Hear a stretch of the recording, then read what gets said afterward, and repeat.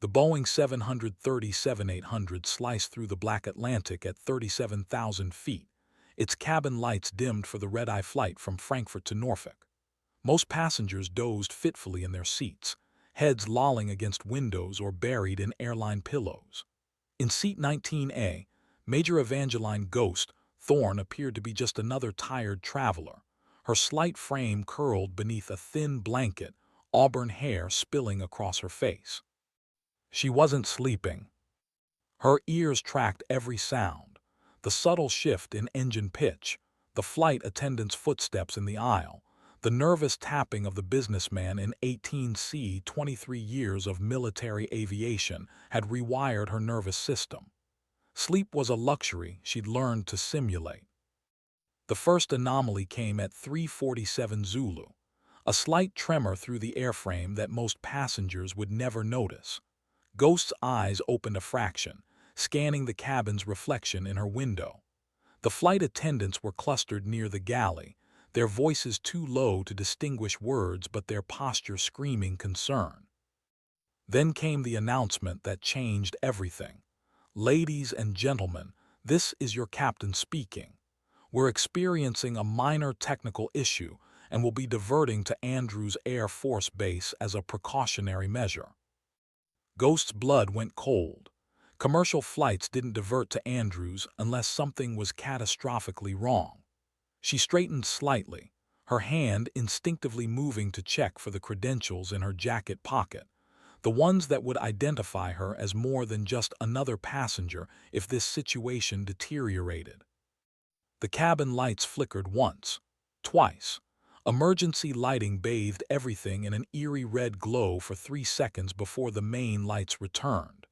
Passengers began murmuring, their voices carrying the first notes of panic.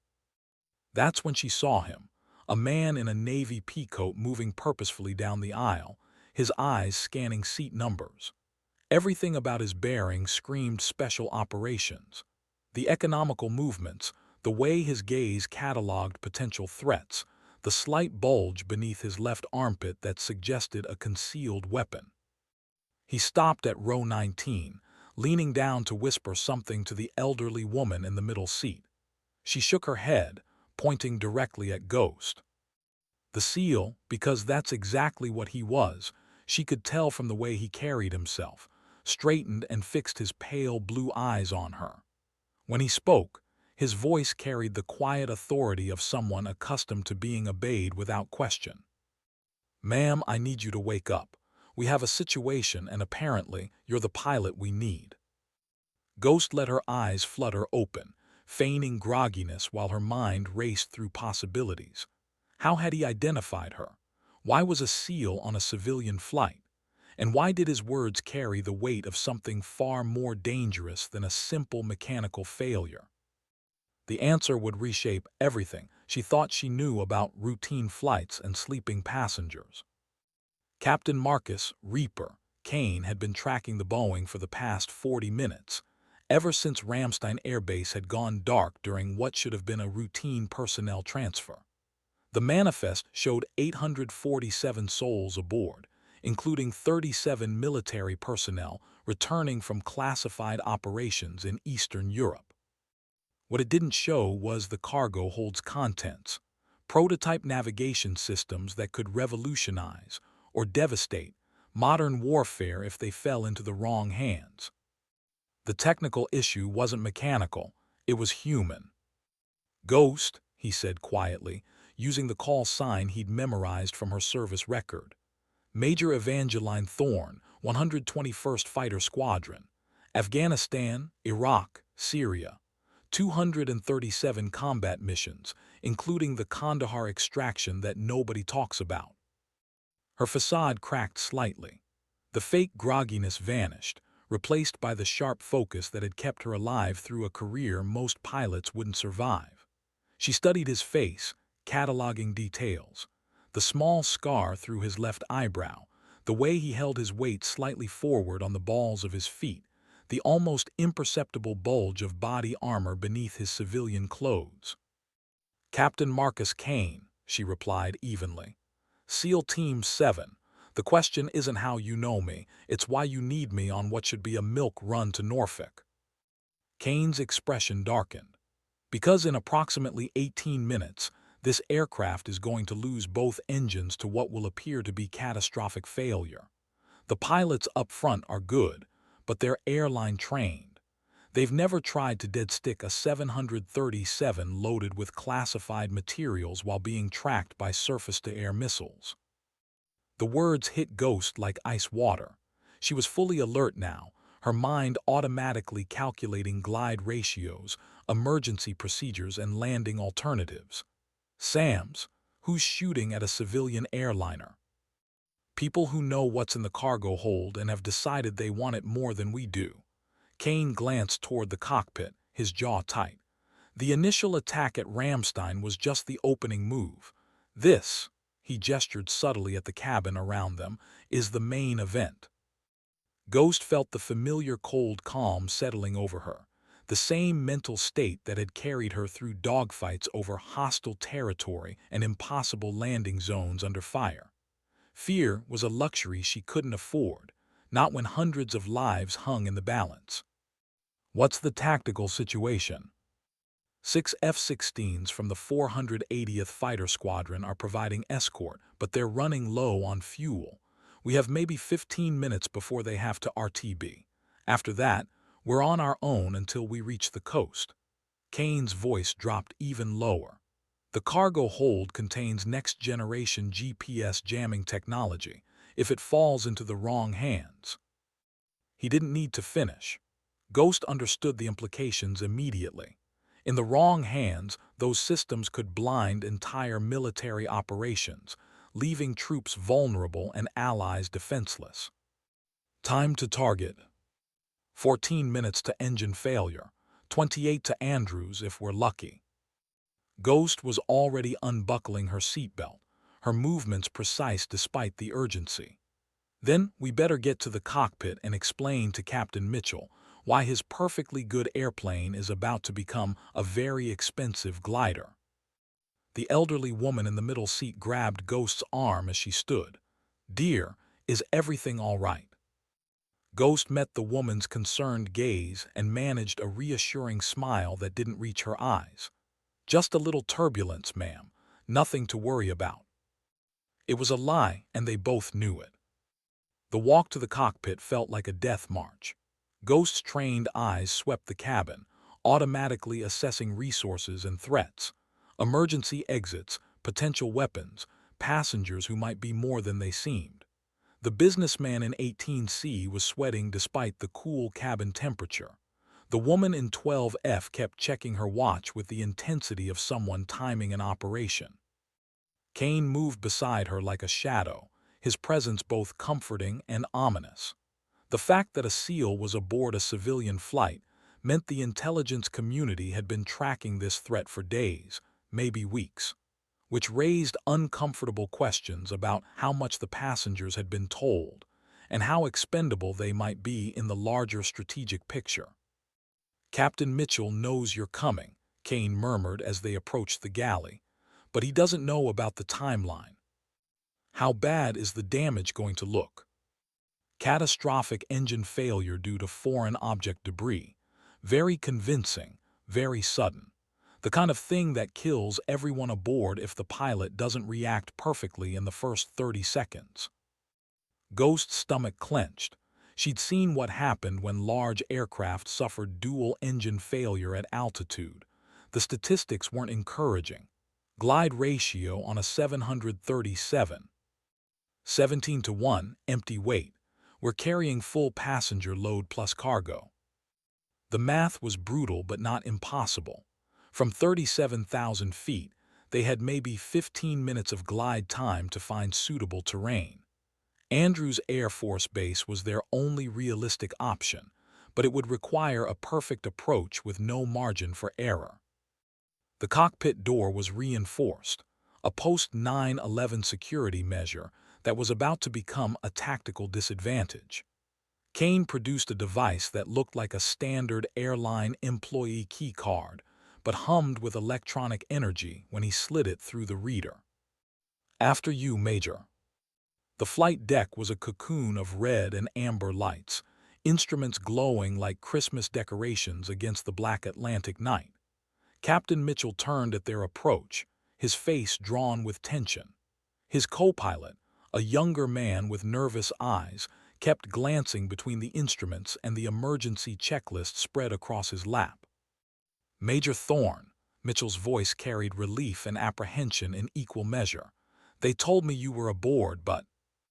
Captain, we need to talk. Fast. Ghost settled into the observer seat behind the throttles, her eyes already scanning the instrument panel. Everything looked normal, which somehow made it worse. In approximately 11 minutes, you're going to experience what appears to be complete propulsion failure. Mitchell's co-pilot, First Officer Rodriguez, according to his nameplate, went pale. Appears to be. Someone is going to make your engines quit working, Kane explained bluntly. The question is whether we can keep this aircraft flying long enough to reach friendly territory. The silence that followed was deafening, broken only by the steady background hum of electronics and air conditioning. Ghost watched both pilots process the information, their faces cycling through disbelief, fear, and grim determination. Jesus Christ, Mitchell breathed. How? Does it matter? Ghost's voice carried the hard edge of someone who'd spent years making life-and-death decisions with incomplete information. What matters is that in 10 minutes and 30 seconds, this becomes a glider with 237 souls aboard. I need to know every system on this aircraft, every emergency procedure, every trick you've learned in 30 years of flying. Rodriguez was already pulling up aircraft performance charts on his display. Fuel load is 73,000 pounds. That puts us at maximum landing weight. Won't matter if we can't reach a runway, Ghost replied grimly. Mitchell keyed his radio. Norfolk approach. This is Atlas 847. We need priority vectors to Andrews Air Force Base. We may be declaring an emergency in the next few minutes. The radio crackled with static before responding. Atlas 847 Norfolk approach. Andrews is currently, stand by. The pause was telling. Ghost and Kane exchanged glances. If Andrews was hesitating to accept an emergency aircraft, it meant the situation on the ground was more complex than they'd been told. 9 minutes, Kane announced quietly. Ghost closed her eyes and began running through emergency procedures she hadn't reviewed in 5 years. The Boeing 737 was different from the F-16s and A-10s she'd flown in combat, but the principles remained the same: energy management, situational awareness, and the absolute refusal to give up until the aircraft was on the ground and stopped. Whether that ground would be a runway or a forest remained to be seen. The first sign of trouble came exactly when Kane had predicted. At 3:59 Zulu, warning lights began cascading across the instrument panel like falling dominoes. The steady background hum of the engines changed pitch, becoming irregular, uncertain. Ghost felt the subtle deceleration as thrust began bleeding away. Engine fire warning left side, Rodriguez called out, his training taking over despite the terror in his voice. Engine fire checklist, Mitchell responded automatically, his hands already moving toward the appropriate controls. But Ghost caught his wrist before he could complete the shutdown procedure. Stop, that's not a real fire warning. Mitchell stared at her. Major, with all due respect, that's a primary fire indication. We have to. Look at your other instruments, Ghost interrupted. Oil pressure normal, EGT normal. No smoke in the cabin, no vibration through the airframe. Someone is spoofing your warning systems. As if to confirm her assessment, the right engine fire warning illuminated simultaneously. No aircraft in the history of aviation had ever suffered dual engine fires at exactly the same moment during cruise flight. Both engines showing fire, Rodriguez reported, his voice cracking slightly. Because someone wants you to shut them down, Kane said grimly. The question is what happens when you don't follow their script. The answer came 30 seconds later. Both engines began surging violently, their RPM fluctuating wildly as fuel flow became erratic. The aircraft shuddered like a living thing in pain, and passengers in the cabin began screaming as they were thrown against their seatbelts. Jesus, we're losing them both. Mitchell fought the controls as the autopilot disconnected with a sharp chime. Emergency descent, emergency descent. Ghost was already reaching for the radio. Mayday, mayday, mayday. Atlas 847, dual engine failure, 37,000 feet, 120 miles southeast of Norfolk. We need immediate vectors to the nearest suitable airport. The response was immediate but not encouraging. Atlas 847, Norfolk approach. We show multiple aircraft declaring emergencies in your vicinity. Andrews Air Force Base is currently under security lockdown. Recommend immediate divert to Richmond International. Negative Norfolk. Richmond is too far. We need Andrews or we're not going to make any airport. Kane was studying something on his phone, clearly not a standard civilian device. Major, we've got problems. I'm tracking at least 4 surface vessels moving into position along our projected flight path. This isn't random. Ghost felt ice forming in her veins. A coordinated attack on multiple aircraft, combined with surface threats and compromised airports, could only mean one thing. Someone had decided that the cargo in their hold was worth starting a war over. Mitchell was fighting to maintain altitude as both engines continued their death throes, thrust dropping steadily toward zero. The aircraft was still controllable, but they were quickly approaching the point of no return. Fuel remaining, Ghost asked. 68,000 pounds, but it won't matter if we can't burn it. Ghost did the math in her head. At their current altitude and the 737's glide ratio, they had perhaps 12 minutes to find suitable terrain. Andrews remained their best option, but if it was locked down.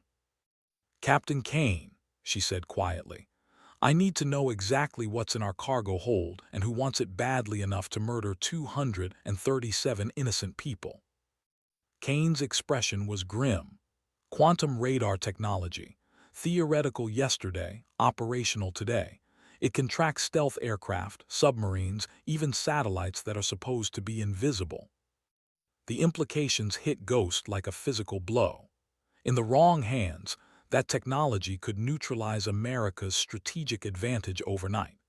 Every stealth bomber, every nuclear submarine, every reconnaissance satellite would become visible to enemy radar. Who's behind this? Best guess. State actors with serious technical capabilities and absolutely no regard for collateral damage. Ghost keyed the radio again. Norfolk approach, Atlas 847. We are declaring a national security emergency. I need direct contact with NORAD and immediate clearance to Andrews regardless of current security status. The silence stretched for long seconds before a new voice came on the radio, older, carrying unmistakable authority. Atlas 847, this is General Harrison, Andrews Air Force Base. Major Thorne, we've been expecting your call. The general's words carried implications that made Ghost's blood run cold. If Andrews had been expecting her specifically, it meant this entire situation had been orchestrated from the beginning. The question was whether they were flying into a rescue or a trap. Both engines finally quit completely at 4:04 Zulu, 31,000 feet above the dark Atlantic. The sudden silence was deafening. No engine noise, just the whistle of wind over aluminum and the electrical hum of battery-powered systems. Ghost felt the familiar weight of absolute responsibility settling on her shoulders. Best glide speed is 280 knots, she announced, taking control from Mitchell without asking permission. Her hands found the familiar rhythm of emergency flying, small control inputs, constant energy management, the delicate balance between altitude and airspeed that would determine whether they lived or died. Atlas 847, General Harrison, what's your fuel state and passenger count? 68,000 pounds fuel, 237 souls aboard. We need a straightened approach to your longest runway with emergency equipment standing by. Roger 847. Runway is available, 11,500 feet. Winds are calm, visibility unlimited. You're cleared for immediate approach. Ghost glanced at the navigation display. Andrews was still 93 miles away, well within their glide envelope if she managed their energy perfectly. But something in the general's voice suggested there were variables she hadn't been told about. Kane was monitoring multiple communication channels on his specialized equipment. Major, I'm tracking 6 F-22 Raptors inbound from Langley. ETA 15 minutes. Ours or theirs? Unknown, but someone just lit up fire control radar from a position directly between us and Andrews. The tactical situation was deteriorating rapidly. Ghost adjusted their glide path slightly, trading altitude for distance while keeping their options open. In her peripheral vision, she could see Mitchell and Rodriguez watching every move, their faces pale but focused. Captain, I need you to make an announcement to the passengers. Something calm and reassuring that doesn't mention the words attack or national security. Mitchell nodded and reached for the PA system. Ladies and gentlemen, this is your captain. We're experiencing a temporary loss of engine power and will be making an emergency landing at Andrews Air Force Base. Please remain seated with your seatbelts fastened and follow all instructions from the flight attendants. It was a masterpiece of understatement. Ghost almost smiled despite their circumstances. Kane's equipment suddenly erupted in urgent beeping. Major, we've got missile launch. 2, possibly 3 SAMs inbound from surface vessels. Time to impact approximately 90 seconds. Ghost's world narrowed to pure tactical flying. She rolled the aircraft into a steep diving turn, using gravity and the 737's natural stability to build speed while changing their flight path. The passengers screamed as they were thrown against their restraints, but she couldn't worry about comfort when survival was at stake. Are they targeting us specifically, or just trying to deny the airspace? Unknown, but they're definitely tracking our position. The next 60 seconds would determine whether Ghost's reputation as an exceptional pilot was deserved or merely legend. Ghost pulled the aircraft through a series of maneuvers that no civilian airliner was designed to handle, using every trick she'd learned in 23 years of combat flying. The 737 groaned and shuddered, stress alarms chiming as she pushed the airframe beyond its normal operating envelope, but it held together. First missile missed wide, Kane reported, watching the tracks on his display. Second one, Jesus, that was close. Ghost had felt it, the pressure wave as the surface-to-air missile detonated somewhere behind their left wing, close enough to rattle the aircraft but not close enough to cause structural damage. Yet. Third missile, she asked through gritted teeth, fighting to maintain control as they descended through 22,000 feet.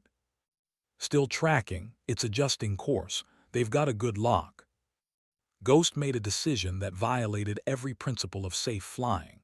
She rolled the powerless airliner inverted and pulled the nose toward the ocean, trading all their remaining altitude for speed.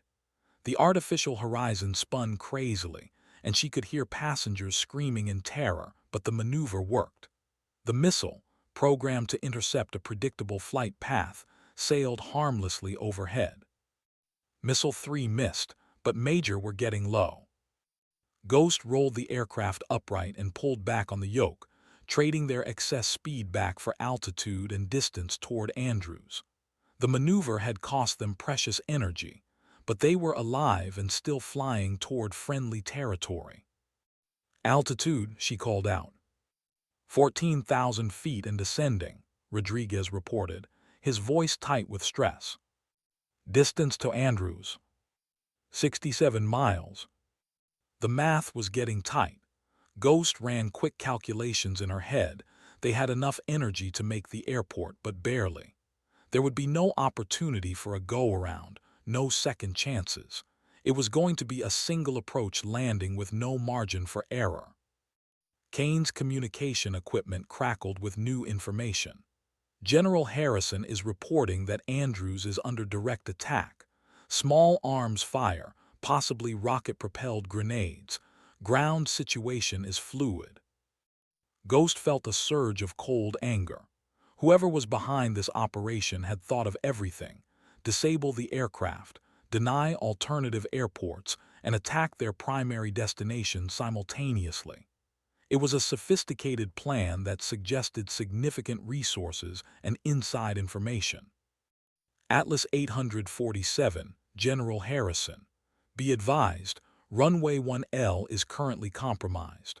We're attempting to clear obstacles from runway 19R, but I can't guarantee its condition. Roger, General. What's the length of 19R? 8,000 feet, but there may be debris on the surface. Ghost closed her eyes briefly. 8,000 feet was shorter than ideal for a heavy aircraft making an emergency landing, but it would have to be enough. The alternative was attempting a landing on a highway or in a field, options that virtually guaranteed massive casualties. Captain Mitchell, I need you to configure the aircraft for landing. Flaps to approach setting, gear down when I call for it. Major, Mitchell said quietly, are you sure about this? I've been flying 737s for 28 years, and what you just did, that was either brilliant or suicidal. Ghost met his eyes in the dim red glow of the emergency lighting. Captain, in about 6 minutes we're going to find out which one it was. The aircraft continued its relentless descent toward the darkened coastline of Virginia, carrying its cargo of secrets and souls toward an uncertain destiny. At 8,000 feet, Ghost could see the lights of Virginia Beach stretching along the coastline like a jeweled necklace. Under normal circumstances, it would have been beautiful. Tonight, those lights represented the edge of safety, assuming Andrews Air Force Base was still under American control when they arrived.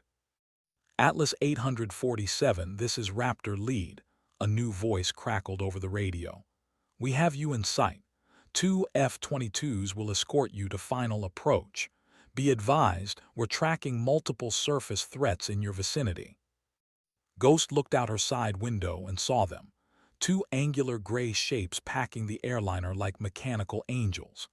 The sight of American fighters should have been reassuring, but Kane's earlier uncertainty about their allegiance made her nervous. Raptor Lead, Atlas 847, glad to see you. What's the situation at Andrews? Hostile forces are attempting to infiltrate the base perimeter. Base security is engaged, but the runway should be available for your approach. Should be available. Ghost noted the qualifier and filed it away with all the other uncertainties that were accumulating around this mission. In her experience, operations that relied on too many variables going right usually went wrong in spectacular fashion. Kane was monitoring multiple frequencies, his face grim. Major, I'm picking up radio chatter that suggests this attack isn't limited to Andrews. Ramstein, Incirlik, even Okinawa. Someone is hitting multiple installations simultaneously. The scope of the operation was staggering. A coordinated attack on American military bases worldwide suggested the involvement of a major power, not some terrorist organization. Ghost felt a chill that had nothing to do with the cockpit temperature. Any idea what they're really after? The cargo we're carrying is just one piece of a larger puzzle, but without it, their operation fails, which means they'll do anything to prevent us from landing safely. Ghost adjusted their descent profile slightly, managing their energy for the approach to Andrews. They were committed now, too low to reach any alternative airport, descending toward what might be hostile territory with no way to defend themselves except her ability to fly. 6,000 feet, Rodriguez called out. Andrews is at 10 o'clock, 22 miles. Ghost could see it now, the distinctive pattern of runway lights against the darker background of the Maryland countryside. It looked peaceful from this distance, giving no indication of the battle supposedly raging on the ground. Atlas 847, Andrews Tower. Runway 19R is clear for landing. Emergency equipment is standing by, but be aware that we may have hostile forces in the vicinity. Land fast and taxi immediately to the secure ramp on the north side of the field. Roger Andrews. Atlas 847 is configured for landing. Ghost called for landing gear and final flaps, feeling the aircraft's configuration change as drag increased and lift improved. The powerless airliner was now committed to landing at Andrews. There was no power available to execute a go-around if the approach went wrong. 4,000 feet, 5 miles from touchdown, she announced. That's when the night sky erupted in tracers and muzzle flashes from the tree line surrounding Andrews Air Force Base. The attack began just as Ghost was lining up for final approach. Streams of tracer fire rose from concealed positions around the airfield perimeter, creating deadly light shows against the dark Virginia sky. She could see muzzle flashes from automatic weapons and the distinctive backblast signatures of rocket-propelled grenades. Jesus Christ, Mitchell breathed, they're shooting at the base. Not at the base, Kane corrected grimly. They're shooting at us. Several rounds sparked off the aircraft's fuselage, and Ghost felt the controls shudder as something vital was damaged. The artificial horizon began processing wildly. They'd lost their primary attitude indicator just when they needed it most. Backup instruments, she called out, switching to the standby attitude indicator while maintaining their approach path through feel and peripheral vision. Years of combat flying had taught her to work with damaged aircraft and degraded systems.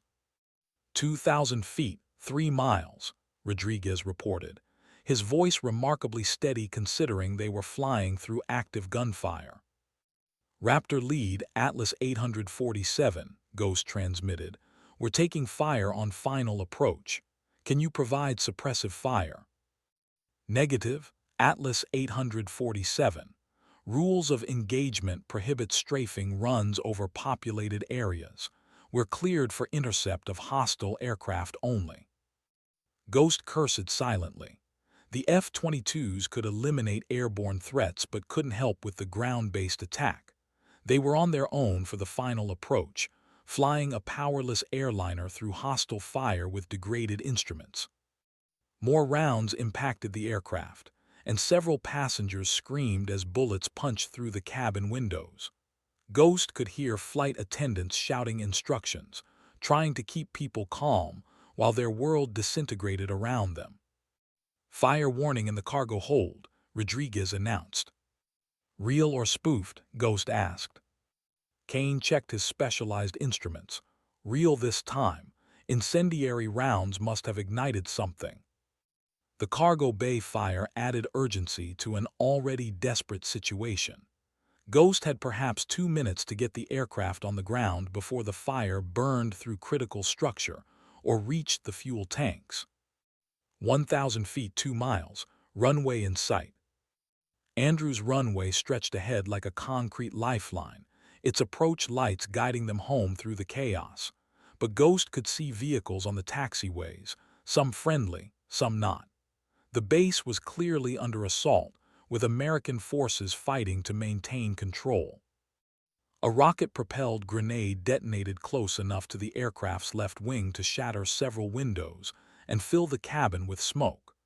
Ghost felt the aircraft yaw violently to the right as aerodynamic forces changed, but she managed to maintain control through brute strength and experience. 500 feet, 1 mile, fire equipment is rolling. Ghost could see the crashed trucks racing along the runway edge, their red and blue lights strobing against the darkness. At least some American forces were still functioning at Andrews, ready to assist with their emergency landing. 200 feet, half mile, looking good, Major. Ghost allowed herself a moment of hope. They were going to make it, damaged, on fire, under attack, but alive and heading for American soil. That's when the surface-to-air missile launched from directly ahead of their approach path, climbing straight toward their nose. Ghost had perhaps 3 seconds to react to the SAM launch, not enough time for evasive maneuvers at low altitude with a powerless aircraft. Instead, she did something that violated every principle of safe flying.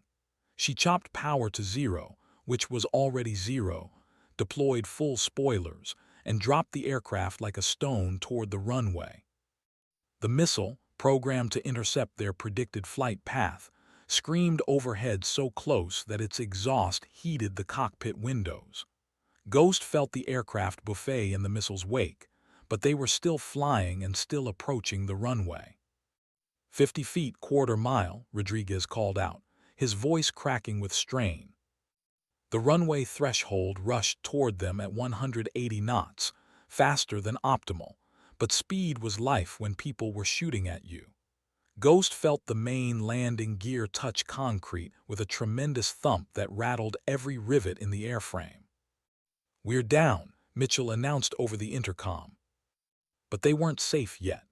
Ghost could see tracer fire tracking their movement down the runway, and several rounds sparked off the concrete around them.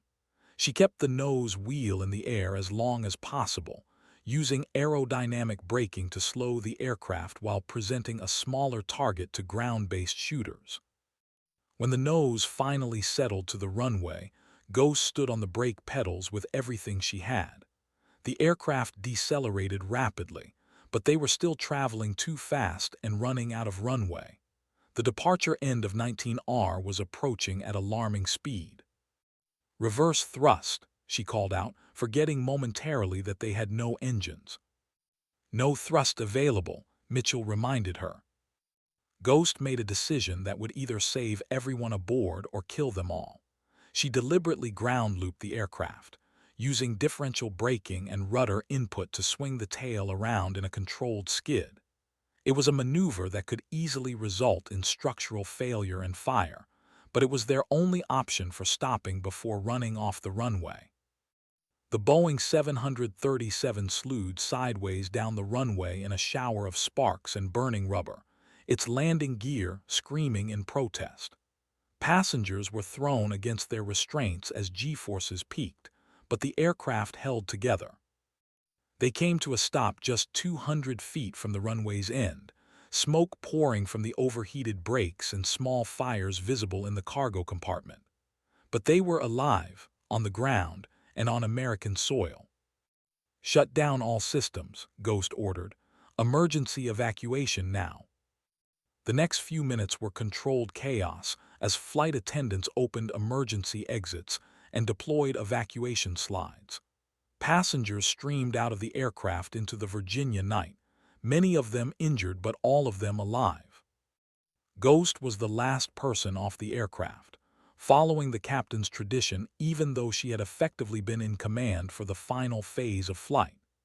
As she slid down the evacuation chute, she could see American security forces establishing a perimeter around the aircraft, while firefighters worked to extinguish the cargo bay blaze. Kane appeared at her side almost immediately, his weapon drawn and his eyes scanning for threats. "Outstanding flying, Major. I've never seen anyone dead-stick a 737 through active SAM fire." "It's not over yet," Ghost replied, watching as figures in military uniforms approached through the smoke and darkness. "We still don't know who we can trust." The figures resolved into American Marines, their weapons at the ready but not pointed directly at the survivors. The lead Marine, a captain by his insignia, approached Ghost with obvious recognition. "Major Thorne, Colonel Martinez sends his compliments and requests your immediate debriefing. There are some things about this operation you need to know." Ghost looked back at the burning aircraft, then at the passengers being treated by medical personnel. 237 people had trusted her with their lives, and somehow she'd managed to bring them home alive. But Kane's expression suggested their ordeal was far from over. The debriefing room in Andrew's secure facility was windowless and sterile, illuminated by harsh fluorescent lights that made everyone look pale and tired.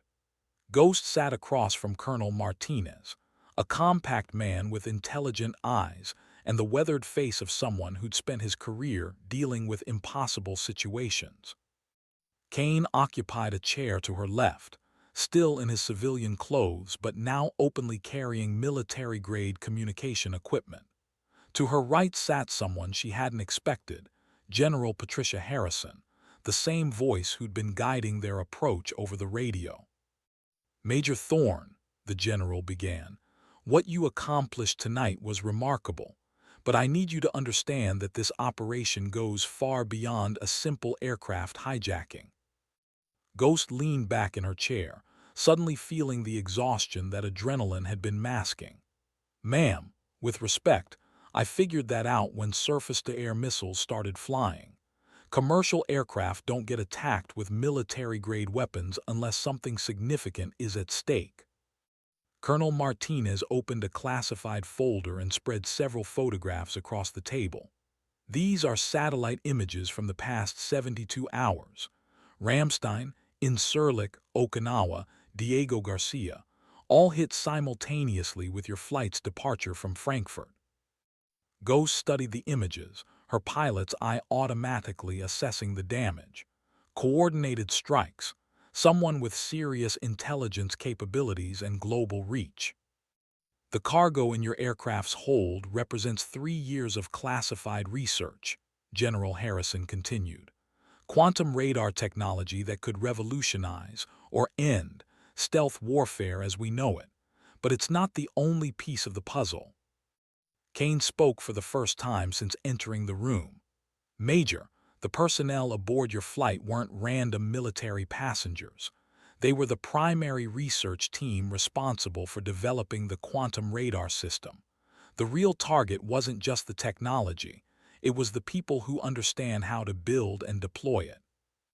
The implications hit Ghost like a cold wave. The attack hadn't been designed to steal American technology. It had been designed to eliminate America's ability to continue developing it. Kill the researchers, destroy the prototypes, and set the program back years while potential adversaries caught up or surpassed American capabilities. "How many people know about the quantum radar project?" "Fewer than 50 worldwide," Colonel Martinez replied. "And after tonight's attacks, that number is significantly smaller."